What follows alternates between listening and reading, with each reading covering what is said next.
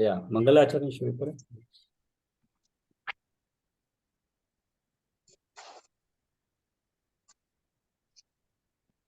एक मिनट वीरेंद्र जी, आप करिए ना, मंगलाचरण आप कीजिए।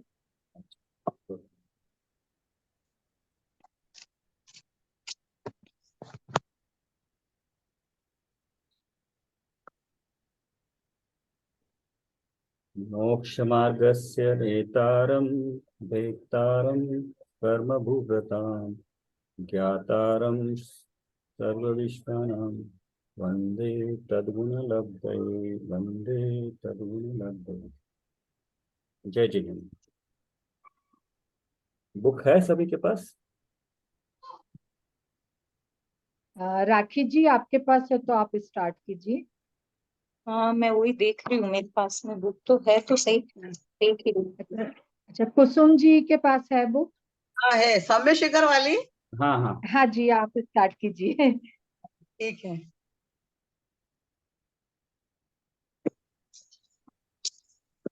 एष सुरासुरमणिं सिंधं वन्दितं धोयधायिकम् अमलं प्रणमामि वर्धमानं तीर्थं धम्मस्य कर्तारम् सुर असुर इंद्र नरेंद्र वंदित कर्ममल निर्मल करण वृष तीर्थ के करतार श्री वर्धमान जिन शत शत नमन। मैं सुरेंद्रों असुरेंद्रों और नरेंद्रों से वंदित घातिया कर्मों रूपी मल को धो डालने वाले एवं धर्म तीर्थ के कर्ता तीर्थंकर भगवान वर्धमान को प्रणाम करता हूँ।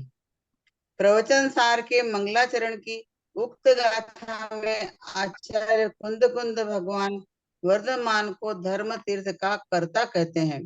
तीर्थंकर शब्द की व्युत्पत्ति ही यही है कि तीर्थम करोति तीर्थंकरा, जो तीर्थ को करे वही तीर्थंकर है। यदि तीर्थ को करने वाले तीर्थंकर कहलाते हैं तो फिर प्रश्न उठता है कि तीर्थ क्या है। जिसका आश्रय लेकर भव्य जीव संसार सागर से पार होकर तिर कर मुक्ति प्राप्त करते हैं उसे तीर्थ कहते हैं। निज भगवान आत्मा के आश्रय से सम्यक दर्शन ज्ञान चारित्र की प्राप्ति होती है। अनंत अतीन्द्रिय आनंद की प्राप्ति होती है। इसीलिए निज भगवान आत्मा ही परम तीर्थ है। जैसा कि सिद्ध चक्र मंडल विधान की निम्नांकित पंक्तियों में कहा गया है, निज आत्म रूप सरस आनंद धार हो नाशे सकल के पास। उक्त संदर्भ में आचार्य पूज्य पाठ के समाधि शतक की संस्कृत टीका का निम्नांकित कथन द्रष्टव्य है। तीर्थ कहा संसारोत्तरण हेतु भूतत्वा तीर्थमिवं तीर्थमागमः।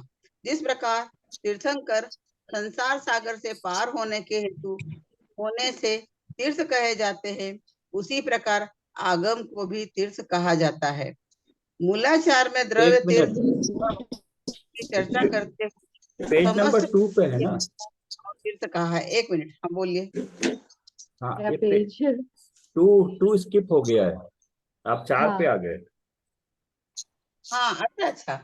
हाँ और प्लीज सब लोग म्यूट कर दे अपने आप को, बहुत डिस्टरबेंस आ रहा हाँ है। ठीक है, सविता पलट गया जी मेरा एक पेज ज्यादा हो गया था। हाँ ठीक है बस। हाँ ठीक है।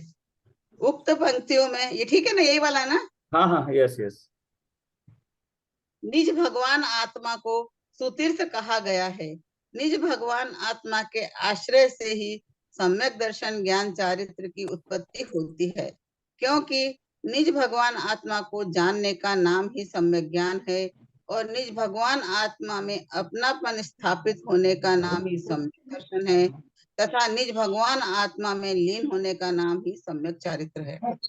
इन सम्यक ज्ञान चारित्र की एक रूपता ही मुक्ति का मार्ग है। संसार सागर से पार होने करने का एकमात्र उपाय है, अतः ये सम्यक दर्शन ज्ञान चारित्र भी तीर्थ है। पढ़ू आ गया ना। ये ऑप्शन कहाँ है म्यूट करने का एज ए होस्ट? हाँ, आप सर कीजिए, सुनीता जी को म्यूट कीजिए, उनके यहाँ से डिस्टरबेंस आ रहा है। आगे पढ़ू ना। हाँ हाँ उक्त संदर्भ में वो भी पढ़ रहा है। उक्त संदर्भ में धवल का निम्नांकित कथन दृष्टव्य है। धम्मो नाम संबद्ध दंसण नाण चारित्राणि ए देहि संसार सायरम धर्म का अर्थ सम्यक दर्शन, सम्यक ज्ञान और सम्यक चारित्र है। इनसे संसार सागर से तरते हैं, इसीलिए इन्हें तीर्थ कहा है। बोध पाहुड़ में आचार्य कुंद देव ने सम्यक दर्शन, ज्ञान चारित्र और तप रूप निर्मल धर्म को तीर्थ कहा है। बोध पाहुड़ की मूल गाथा इस प्रकार है। जम निम्मल्लम सुधम्मम संबत्तम संजमम नवम्राणम तम जीवनमग्गे वे जति संति भावेन। जिन मार्ग में शांत भाव से धारण किया हुआ सम्यक दर्शन, ज्ञान, संयम और तप रूप निर्मल धर्म ही तीर्थ है। धवल और बोध पाहुड़ के कथन में मात्र इतना ही अंतर है कि धवल में जहाँ चारित्र ग्रहण किया गया है, वहाँ बोध पाहुड़ में उसके स्थान पर संयम और तप को ग्रहण किया गया है। संयम और तप चारित्र के ही रूप है। उक्त दोनों कथनों में वस्तुतः कोई अंतर नहीं रहा। वितरागी संतों के अनंतानुबंधी अप्रत्याख्यानावरण एवं प्रत्याख्यानावरण कषाय के अभाव में होने वाली अनिवार्य निर्मल परिणति वृत्ति और संयमित प्रवृत्ति संयम है, और आत्मोन्मुखी उग्र पुरुषार्थ से नित्य वृद्धिंगत शुद्धि एवं तदनुकूल वृत्ति तथा कठोर प्रवृत्ति तप है। दोनों चारित्र के ही रूप हैं। उक्त कथनों में जहाँ एक और आत्मा को तीर्थ कहा गया है, वहीं दूसरी ओर उसके आश्रय से उत्पन्न होने वाले रत्नत्रय को तीर्थ कहा है। पर योग सार में मुनिराज श्री योगेंद्र देव रत्नत्रय युक्त आत्मा को तीर्थ कहते हैं। उनका मूल कथन इस प्रकार है। प्रयण तथ्यम संयुक्तम जीव उत्तिमुत्तिथुम पवित्तुम मोक्षहणम कारण जोड़िया अणु न तंतु न मंतु। इसका अनुवाद इस प्रकार है। रत्नत्रय से युक्त जो वह आत्मा ही तीर्थ है मोक्ष का कारण, वही न मंत्र है न तंत्र है।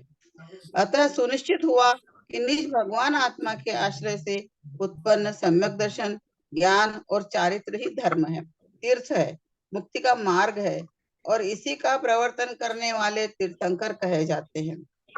तीर्थंकर भगवंतों की उस परम पवित्र वाणी को, दिव्य ध्वनि के आधार पर निर्मित सत्साहित्य को भी तीर्थ कहा जाता है, क्योंकि वह जिनवाणी भी, परमागम भी, आगम भी भव्य जीवों को संसार सागर से पार उतारने के लिए समर्थ निमित्त है। और पढ़ू या और आगे कोई पढ़ रहा है? कोई और पढ़ेगा? सर एक बार इसको डिस्कस कर जी, लेते मेरे को हैं। बताइए आप कौन से पेज पढ़ रहे हैं? अब 4 पे शुरू करना। पेज हाँ। नंबर सर जैसे इसमें सम्यक दर्शन, सम्यक चारित्र कोई तीर्थ कहा है, और जो धौला में और बोध पाहुड़ में अलग अलग डिस्क्राइब किया, थोड़ा सा यदि इस पे डिस्कस कर लेंगे तो सारा क्लियर हो जाएगा। हाँ, बेसिक तो इन्होंने पहले सम्यक दर्शन, ज्ञान, चारित्र को बताया, लेकिन उसके साथ जो कनेक्टेड है बाद में धीरे धीरे सभी उन्हीं को बता रहे हैं कि सम्यक दर्शन, सम्यक ज्ञान, चारित्र, इसको भी तीर्थ कहा है। फिर चारित्र में तप और इसको भी संयम और तप चारित्र के ही पार्ट है, उसको भी फिर इसी में चारित्र में ले लिया है, तो वो भी फिर तीर्थ हो गया है। और उसके बाद जिस आश्रय से ये सम्यक दर्शन ज्ञान प्राप्त होता है, आत्मा को भी। सर मेरे को ये बताइए कहाँ पढ़ रहे हैं आप? मेरे को अभी मिला नहीं। हम लोग शाश्वत तीर्थधाम सम्य शिखर किताब में, छोटी सी किताब। अच्छा ये वाली है क्या? एक मिनट में देखा है। हाँ, अपना आप अगर वीडियो ऑन कर ले तो ठीक रहेगा। हाँ जी, बता दे। हाँ हाँ, उसमें पेज नंबर 3 तक पहुंचे हम। ये वाली बुक है ना, शिखर जी गाइड? हाँ, आपका वीडियो ऑफ है ना, नजर नहीं आ रहा है। नहीं, वीडियो मैंने खोल दिया। नहीं आ रहा है। अरे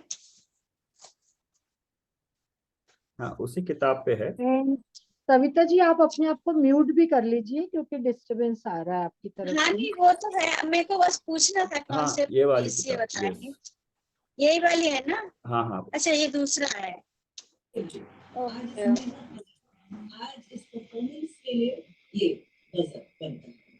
इसको यस, इसको हम पूरा कुछ और पढ़ने के बाद इसमें तीर्थ को बेसिस लेके उसके बाद आगे जो है सो दिव्य ध्वनि को भी फिर परमागम को भी ये एक साथ बन जाएंगे, किस किस को तीर्थ कह रहे हैं। आगे और भी है। हाँ, 4 नंबर पेज पढ़ेगा कोई? राखी जी आप पढ़ना कौन चाहेंगे? पढ़ रहा?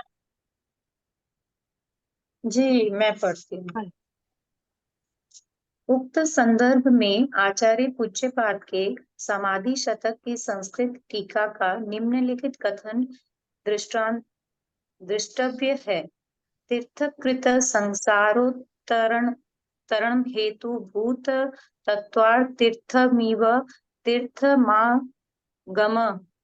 जिस प्रकार इसको तीर्थ इसको सब भी अपने आप एक बार जरूर पढ़िएगा, जिससे एटलीस्ट सब अपने आप बोल सके। इसको अपने आप पढ़िए, इसको भी सभी।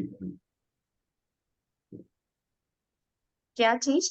नहीं, मैं कह रहा हूँ कि सब लोग को भी ये पढ़ना चाहिए, क्योंकि जो पढ़ता है एक ही वो ना पढ़े, सब पढ़े तो सबको भी प्रैक्टिस होती है। जी जी बिल्कुल। जिस प्रकार तीर्थंकर संसार सागर से पार होने के हेतु होने से तीर्थ कहे जाते हैं, उसी प्रकार आगम को भी तीर्थ कहा गया है। मूलाचार में द्रव्य तीर्थ और भाव तीर्थ की चर्चा करते हुए समस्त जीर्णवर देवों को भाव तीर्थ कहा गया है। मूलाचार का मूल कथन इस प्रकार है। दुविहम च हुई तीर्थम नादपम दव्व भाव नादव्वम दव्व भाव संयुक्तम एदेसिम देसी दोण हम्पी दोणपि य पत्तेय पत्ते परुवणा परुवण होदी होई ता ताहोपशमनम ताहोपशमनम तणाम तणहान छेदो छेदो मल मलपंक पंक पवहणम पवहानम चेव तिहिम तिहिं कारणेहिम नेहिम सुक्तो जुक्तो तत्वा तम तम दव्वदो दव्वहो तीर्थम तीर्थम दंशण दणस नाम प्राण चरिते दंसण नाण चरिते निजुक्ता णिजुक्ता जिणवन्ति जिणवद सर्वेपि ओ सवेपि तिहिम तिविहं कारणे ही जुक्ता कारणेहिं तमहा ते जुक्ता भावदो तब्बा तीर्थम। ते भावदो तीर्थम। द्रव्य और भाव के भेद से तीर्थ दो प्रकार का है। इन दोनों की प्ररूपणा भिन्न भिन्न होती है। संताप शांत होता है, तृष्णा का नाश होता है, मल पग की शुद्धि होती है। इन तीन कारणों से युक्त द्रव्य तीर्थ होते हैं।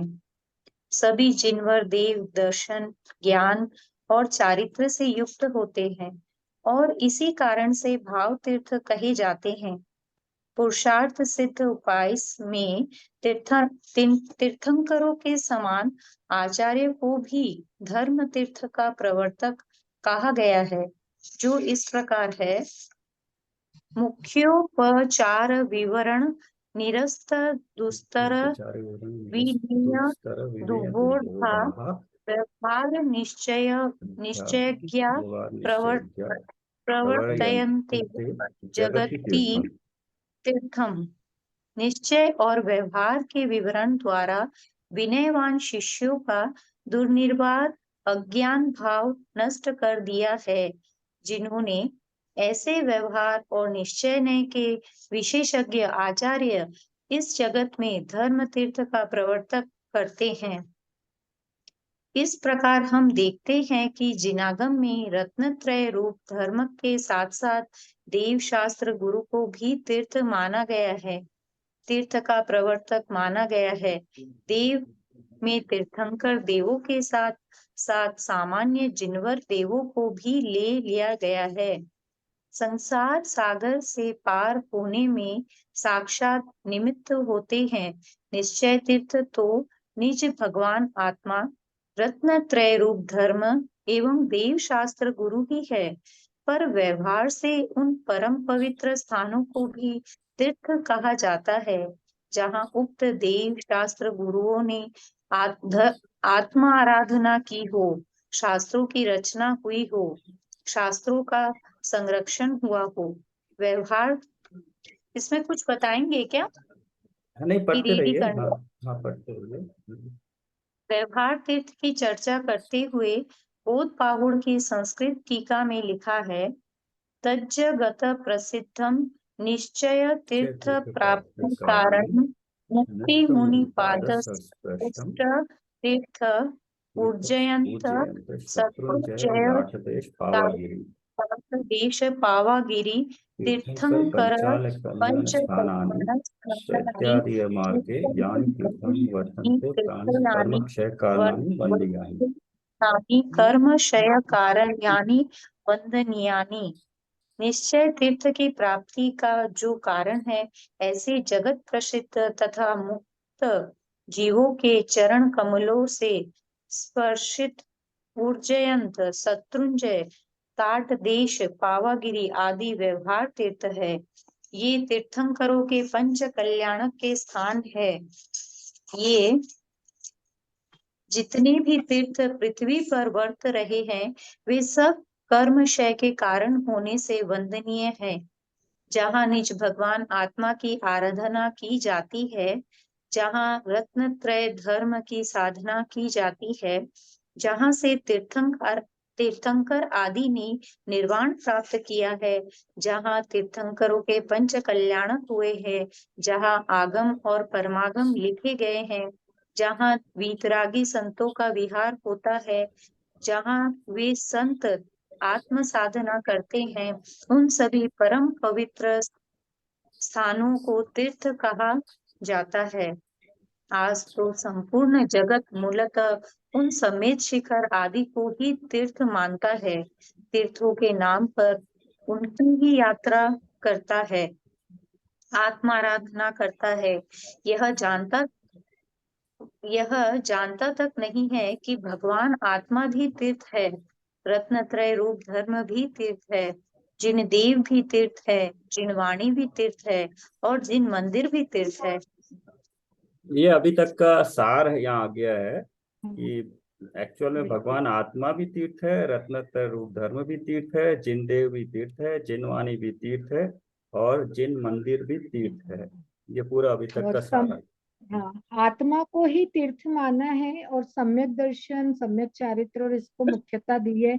संयम और इसको तप को भी तीर्थ माना है।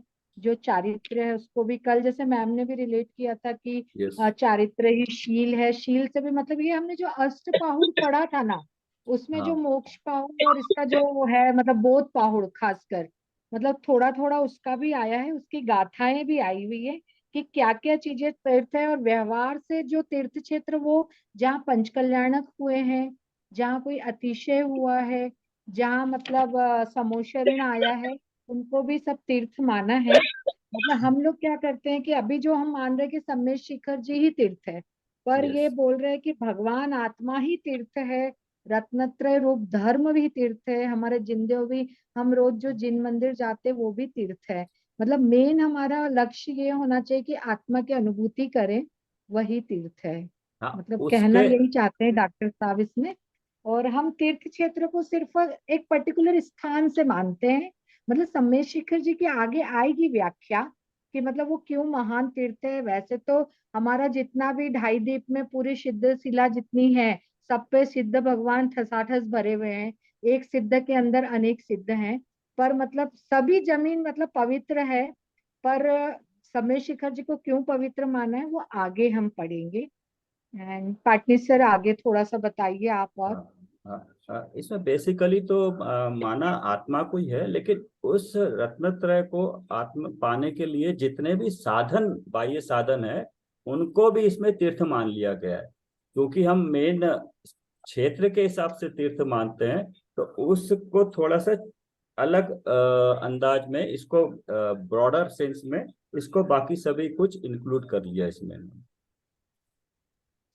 तो इसलिए अगर कहीं तीर्थ जा भी नहीं पाते हैं तो उसका कोई वो इतना ज्यादा प्रॉब्लम नहीं है। अगर नहीं जा पा रहे हैं किसी कारण से तो आप अपनी आत्मा का ध्यान करते हैं तो वो भी तीर्थ के बराबर ही है, ये बताना चाहते और मेन अपना भाव पे ही होता है। हम तीर्थ क्षेत्र जाते हैं तो ऑटोमेटिक हमारे भाव बहुत शुद्ध होते हैं, वहां पर शुभ होते हैं। हम समय शिखर जी या किसी भी, तो वहाँ शुभ भाव होते हैं। तो मेनली यही है कि शुभ भाव होंगे तो हम आत्मा की तरफ ही मुड़ेंगे। इसीलिए मतलब तीर्थ यात्रा का महत्व है। यदि हम जिन मंदिर जाकर भी यहाँ स्वाध्याय करते हुए भी यदि हम आत्मा का करते हैं तो वो भी हमारे लिए तीर्थ है। मतलब डॉक्टर साहब यही कहना चाह रहे हैं कि सब तीर्थ है, पर हम तीर्थ यात्रा इसलिए करते हैं, वहां जाके भावना बहाते हैं कि जैसे सिद्ध परमेष्ठी यहाँ से मोक्ष गए हैं, जो जीव गए हैं, तो हम भी वैसे ही जाएं। इसलिए हम तीर्थ यात्रा करते हैं भाव की शुद्धि के लिए। हैं। हाँ, कभी आगे कभी इसमें और बताया है। हाँ स्थान जाने से वो भी एक निमित्त होता है, जैसा माहौल होता है उस हिसाब से भाव भी अपने आप विशुद्धि आती है भाव में भी। तो उसका भी एक अपना फर्क और निमित्त होता है। तो उस हिसाब से भी उस क्षेत्र को तीर्थ कहने में हाँ। कोई बुराई नहीं है समझने में, लेकिन नहीं, उसका पीछे जो मेन भाव है वो समझना चाहिए। सिर्फ तीर्थ जाके नहीं, आ जाने से उस पे जो इनफैक्ट किसी क्षेत्र में जाने से ज्यादा आकुलता होती है, उस आकुलता को कम करके मेन अपने भावों पे ध्यान रखे तो इसका पर्पस सॉल्व हो गया। क्षेत्र का प्रभाव पड़ता है। हम जिस क्षेत्र में जिस माहौल में रहते हैं तब हमारे विचारों में और भावों में शुद्धि तो आती है। मतलब हम ये देख लें कि जब हम क्लास कर रहे हैं जब, और डे टू डे लाइफ में जो दूसरे काम कर रहे हैं, मतलब भावों में बहुत फर्क होता है। तो वैसे ही यदि हम तीर्थ क्षेत्र जाएंगे तो भाव में तो मतलब नेचुरली फर्क पड़ता है। तो मतलब उसमें भावों पर ही ज्यादा है, जैन दर्शन भावों पर ही है। मतलब कि तो इसीलिए मतलब तीर्थ क्षेत्र का महत्व है। हाँ, उसमें एक और चीज ये भी आती है कि ये भाव तो आते हैं क्षेत्र के निमित्त से भी। दूसरा आपके सामने गेय क्या होता है उसके हिसाब से भी, अगर गेय आपके सामने तीर्थंकर है, अरियंत है, तो आप अरियंत को देख के उनके गुण अपने में लाने के लिए उस हिसाब से आपका विशुद्धि भी बढ़ती है। हाँ, आगे इन्होंने और क्षेत्र 4 तरह के क्षेत्र हाँ, बताएं, और कोई पढ़ लेगा तो ठीक है। हाँ, कोई और पढ़ना चाहेगा? किसी के पास बुक है? सर आप या मैं पढ़ते हैं फिर? आप आप पढ़िए पढ़िए सर। आप। अच्छा मैं पढ़ूँ अच्छा मैं ठीक पढ़, अच्छा है। आप पढ़िए ठीक है। कि स्थान की मुख्यता होने से इन्हें तीर्थ क्षेत्र भी कहते हैं। विभिन्न कारणों से स्थापित होने के कारण इन्हें अनेक वर्गों में विभाजित किया जाता है, जैसे सिद्ध क्षेत्र, अतिशय क्षेत्र, कला क्षेत्र और कल्याणक क्षेत्र। जहां से तीर्थंकर या अन्य सामान्य केवली मुक्त हुए हैं उन्हें सिद्ध क्षेत्र कहा जाता है। जैसे गिरनार जी, समय शिखर जी, जहां से भी मतलब मोक्ष गए हैं, वहां से केवली मुक्त हुए हैं तीर्थंकर या सामान्य केवली भी, उनको सिद्ध क्षेत्र कहा जाता है। जहां से तीर्थंकरों के पंच कल्याणकों में से एक या एकाधिक कल्याणक हुए उन्हें कल्याणक तीर्थ कहते हैं। तो जैसे हम अयोध्या को तो कल्याणक तीर्थ ही कहेंगे, क्योंकि अभी इस काल में 20 तीर्थंकरों का मतलब चार का थोड़ा सा वो हुआ है, मोक्ष अलग से गए हैं, पर सबका जन्म अयोध्या में, तो इसलिए उनको कल्याणक तीर्थ अयोध्या को मानेंगे, या जहां जहां जन्म हुआ है। कुछ स्थान विशाल जिन बिंबों के कारण तीर्थ कहे जाने लगते हैं। जैन बद्री को गोमटेश्वर बाहुबली की विशाल मूर्ति के कारण तीर्थ कहा जाता है। जैसे जो श्रवण बेलगोला है उसको भी तीर्थ कहते हैं, पर मतलब विशाल मूर्ति है इसलिए तीर्थ कहते हैं।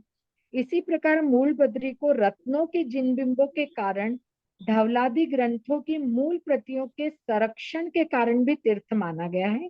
जैसे पीछे हमने पढ़ा था कि यदि जिनवाणी का भी जहाँ संरक्षण हुआ है उसको भी हम तीर्थ मानेंगे, तो इसलिए मूल बद्री को इसलिए तीर्थ माना है। खजुराहो और देवगढ़ अपनी कलात्मकता के कारण तीर्थ कहे गए हैं। वे कला तीर्थ के रूप में प्रसिद्ध है। इसमें फिलिप्स में भी आ सकता है। और जो ऊपर हमारे तीर्थ का बताया है कि हम पंचकल्याणक हुए उनको भी तीर्थ कहते हैं, इसमें भी मैच द फॉलोइंग में आ सकता है क्वेश्चन। थोड़ा हाईलाइट कर लीजिए सब लोग। कुछ तीर्थ मतलब ऐसा एग्जाम्पल में भी आ सकता है कि खजुराहो कला तीर्थ से मैचिंग करना है, मतलब मैच द फॉलोइंग में आ सकता है। कुछ तीर्थ क्षेत्र आश्चर्यजनक घटनाओं से संबंधित होने के कारण अतिशय क्षेत्रों के नाम से जाने जाते हैं, जैसे महावीर जी, पद्म प्रभु जी, चंदा प्रभु जी आदि इसी प्रकार के क्षेत्र हैं। आजकल विभिन्न कारणों से कुछ नए तीर्थ भी विकसित हो रहे हैं। इस प्रकार कुल मिलाकर भारतवर्ष में 300 से अधिक तीर्थ क्षेत्र हैं और 10,000 से अधिक जिन मंदिर हैं, जो धर्म आराधना के परम पवित्र धर्म स्थल है। ये सभी तीर्थ क्षेत्र, जिन मंदिर जैन संस्कृति के आधार स्तंभ है, जैन समाज की श्रद्धा के केंद्र बिंदु है, सामाजिक एकता और अखंडता के सशक्त आधार है। इन्हीं के कारण उत्तर भारत की समाज पूर्व, पश्चिम और दक्षिण भारत का भ्रमण करती है, क्योंकि वैसे देखा जाए तो उत्तर भारत में तीर्थ क्षेत्र बहुत कम है।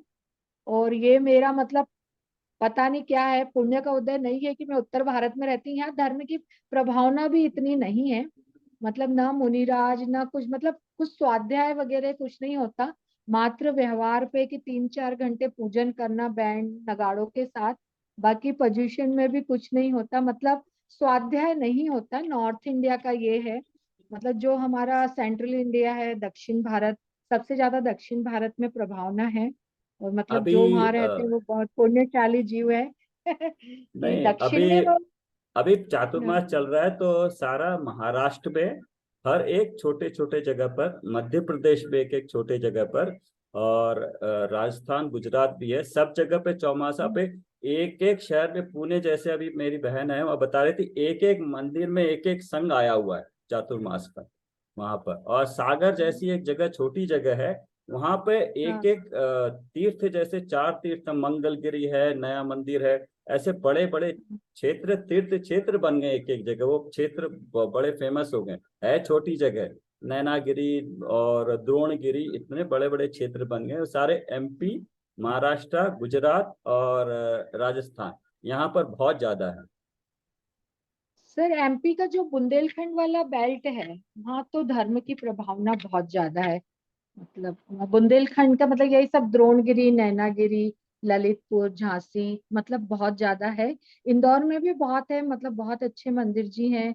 और मतलब इंदौर तो चतुर्मास गढ़ भी है, अपना वहाँ अपने वहाँ तो इतने और मंदिर है, अपना बोलते हैं सबसे 100 से 200 से ज्यादा मंदिर है हाँ वहाँ पे, हाँ कि जी, और हाँ इतनी जी, पब्लिक है कि कोई एक दूसरे, एक एरिया में एक मंदिर में ही एक कॉलोनी बनाई है उन्होंने गोमट गिरी के पास। बोलते हैं कॉलोनी में हाँ इतने जी, लोग हैं, वहीं पे इतनी दूर होती है कि उन्होंने अपने लिए एक मंदिर अलग बना लिया। तो ऐसे हाँ जी, हाँ जी। करीब 200 मंदिर है इंदौर में। तो चंडीगढ़ में आपके एक मंदिर है शायद वो। यस। दो दो है सर, एक दो है। पंचकुला में भी है। हाँ, पंच मंदिर जी बहुत अच्छे हैं, बड़े बड़े मंदिर जी हैं। पर मैं भेजूंगी ग्रुप में, दोनों मंदिर जी की प्रतिमाएं बहुत सुंदर है। मतलब जो पंचकुला का बना है वो तो जो बीजापुर में अतिशयकारी सहस्त्र फणी पार्श्वनाथ भगवान की प्रतिमा है, उसकी प्रतिकृति है। और मतलब 7.5 फुट की है, मतलब वो सब कुछ बहुत अच्छा है। पर जो धर्म की मतलब तो स्वाध्याय और ये थोड़ा कम है, क्योंकि इतना ज्ञानी जन यहाँ आते नहीं है पोजीशन वगैरह में भी। आगे बढ़ती हूँ। दक्षिण भारत की समाज भी पूर्व, पश्चिम और उत्तर भारत का भ्रमण करती है। इसी प्रकार पूर्वी भारत की समाज उत्तर, दक्षिण और पश्चिम की यात्रा करती है, और पश्चिम भारत की समाज उत्तर, दक्षिण और पूर्वी भारत की यात्रा करती है। जैन समाज की यात्रा के केंद्र बिंदु है पूर्व के सम्मेश शिखर जी, आदि सिद्ध क्षेत्र, उदयगिरी, खंडगिरी की गुफाएं, पश्चिम के गिरनार जी और शत्रुंजय आदि तीर्थ, उत्तर के हस्तिनापुर आदि, दक्षिण के जैन बद्री, मूल बद्री तथा मध्य भारत के खजुराहो और देवगढ़ जैसे कला तीर्थ आदि। इन्हीं केंद्र बिंदुओं को स्पर्श करती हुई भारतवर्ष की जैन समाज अपनी यात्राओं के माध्यम से परस्पर मिलती जुलती है और साधर्मी वात्सल्य को वृद्धिगत करती रहती है। ये तीर्थ क्षेत्र ही सुदूरवर्ती क्षेत्रों में रहने वाले साधर्मी भाई बहनों के सम्मेलन का एकमात्र स्थान है, जो न केवल सामाजिक एकता को बल प्रदान करते हैं, अपितु राष्ट्रीय अखंडता के भी सेतु हैं। वैसे तो सभी तीर्थ परम पावन ही हैं, तथापि उन तीर्थों की महिमा विशेष है जो तीर्थंकरों के पंचकल्याणकों से संबंधित है, क्योंकि तीर्थंकर ही तो जैन दर्शन और धर्म के सूत्रधार हैं। कल्याणक तीर्थों में भी वे तीर्थ अधिक महत्व रखते हैं जो तीर्थंकरों की निर्वाण भूमि है, क्योंकि निर्वाण ही तो अंतिम लक्ष्य है, परम साध्य है। सम्मेद शिखर जी वर्तमान चौबीसी के 20 तीर्थंकरों की निर्वाण भूमि है, होने से सर्वाधिक महत्वपूर्ण सर्वश्रेष्ठ तीर्थराज है। तीर्थंकरों की निर्वाण भूमियों की चर्चा करते हुए मंगलाष्टक में एक छंद आता है जो इस प्रकार है। कैलाशे वृषभस्य निवृत्ति मही वीरस्य पावापुरे चंपाया वसुपूज्य संजिनपते सम्मेद शैल अरहंताम शेषाणमपि चौर्य चौर्ययंत शिखरे नेमीश्वरा स्वाहतो निर्वाणावनय प्रसिद्ध विभा कुर्वन्तु ते मंगलम। निर्वाण कांड में उक्त चर्चा इस प्रकार की है।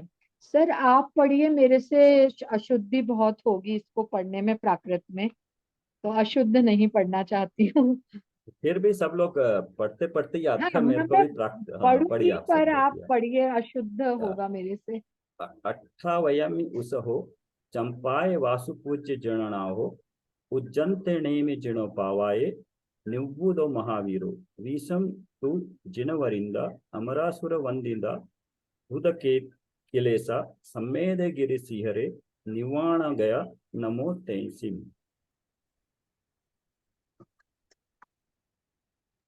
हाँ, निर्वाण तो कांड निर्वाण कांड भाषा में हाँ हिंदी छंदानुवाद इस प्रकार हाँ किया गया। हाँ ये पढ़िए आप। हाँ। अष्टापत आदिश्वर स्वामी वासुपूज्य चंपापुरी नामी नेमिनाथ स्वामी गिरनार बंदो भाव भक्ति उर्धार चरम तीर्थंकर चरम शरीर पावापुर स्वामी महावीर शिखर समेत जिनेश्वर भी भाव सहित बंदो निषदीश। उक्त छंदों में यह स्पष्ट किया है, प्रथम तीर्थंकर आदिनाथ भगवान कैलाश पर्वत से, 12वें तीर्थंकर वासुपूज्य भगवान चंपापुर से, 22वें तीर्थंकर नेमिनाथ भगवान गिरनार पर्वत से एवं 24वें तीर्थंकर महावीर भगवान पावापुरी से मोक्ष गए हैं, तथा वर्तमान 24 के शेष 20 तीर्थंकर भगवान सम्मेद शिखर जी से मोक्ष गए हैं। न केवल 20 तीर्थंकर अपितु असंख्य मुनिराजों ने भी सम्मेद शिखर से मोक्ष प्राप्त किया है। इस कारण यह तीर्थराज महान है। उक्त संदर्भ में निम्नांकित छंद भी द्रष्टव्य है। सिद्ध क्षेत्र तीर्थ परम है, सिद्ध क्षेत्र तीर्थ परम है, उत्कृष्ट सुथान शिखर समेत सदा नमो होय पाप की हानि। अनगिनत मुनि जहते गए लोक शिखर के जिनके पद पंकज नमो नाशे भव की पीर। सर 2-3 मिनट में खत्म होगा, फिर से ज्वाइन करना है या कल कंटिन्यू करें?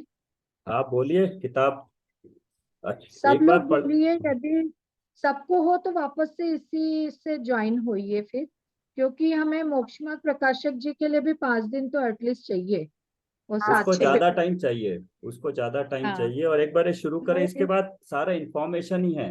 कल ये हाँ काल वगैरह का है, ये सारा इंफॉर्मेशन तो ही है। आज जितना होता है वो करते हैं सर, बाकी फिर अपन कल तो मोक्षमार्ग प्रकाशक जी ही करेंगे। तो ठीक है अभी फिर एक आप, बार रिज्वाइन, एक हाँ बार आप रिज्वाइन रिज्वाइन कर कर लीजिए, लेंगे। एक बार हाँ इश्यू वो जी क्रिएट कर दिए हाँ। जुड़े।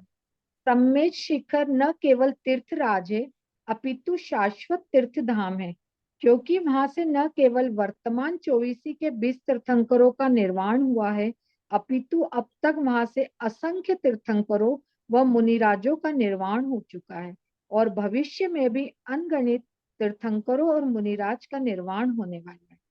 यह तो आप जानते ही हैं। भरत क्षेत्र में अब तक अगणित 24 हो गई है, भविष्य में भी होगी, यह सुनिश्चित है। भरत क्षेत्र के प्रत्येक तीर्थंकर का जन्म अयोध्या में होता है और प्रत्येक तीर्थंकर का निर्माण सम्मेद शिखर जी से होता है।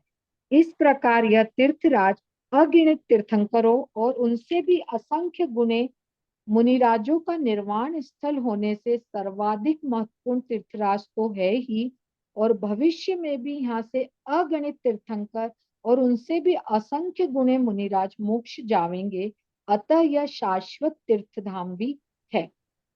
यहाँ एक प्रश्न संभव है कि जब भरत क्षेत्र में सभी तीर्थंकर सम्मेद शिखर जी से मोक्ष जाते हैं, तो फिर वर्तमान चौबीसी के 4 तीर्थंकर अन्य स्थानों से मोक्ष क्यों गए? वर्तमान चौबीसी के कुछ तीर्थंकरों का जन्म यदि अयोध्या में नहीं हुआ और निर्वाण सम्मेद शिखर जी में भी नहीं हुआ, तो इसका एकमात्र कारण हुंडा सरणी का अपवाद है। असंख्यात अवसर्पणी और उत्सर्पणी के बाद एक हुंडा अवसर्पणी काल आता है, जिसमें इस प्रकार के अनेक अपवाद होते हैं। तीर्थंकरों की पुत्री का जन्म होना, चक्रवर्ती का अपमान होना आदि इसी हुंडा अवसर्णी काल के अपवाद है। इस संदर्भ में पार्श पुराण का निम्नांकित कथन द्रष्टव्य है। अवसर्पणी उत्सर्पणी काल होई अनंतानंत विशाल, भरत तथा एरावत माही रहट घटीवत आवे जाही। जब ये असंख्यात परमाण बीते जुगम खेत भूथान, तब हुंडा अवसर्पणी एक परे करे विपरीत अनेक।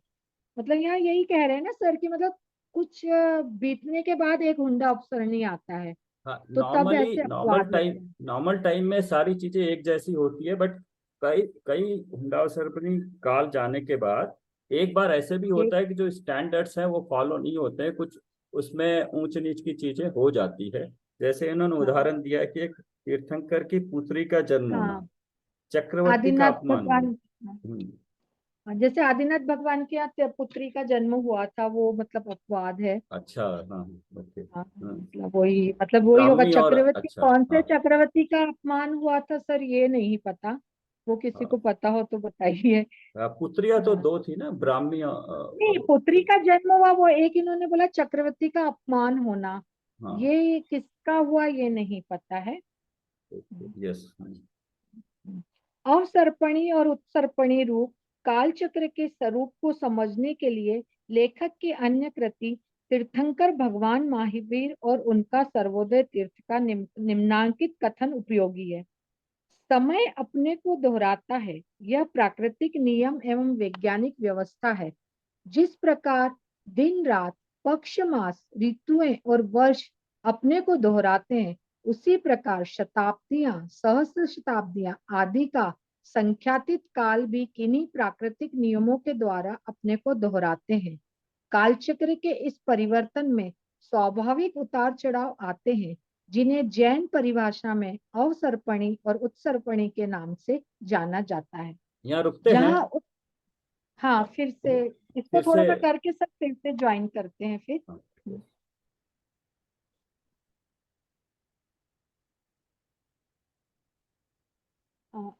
एंड करता हूँ। हाँ।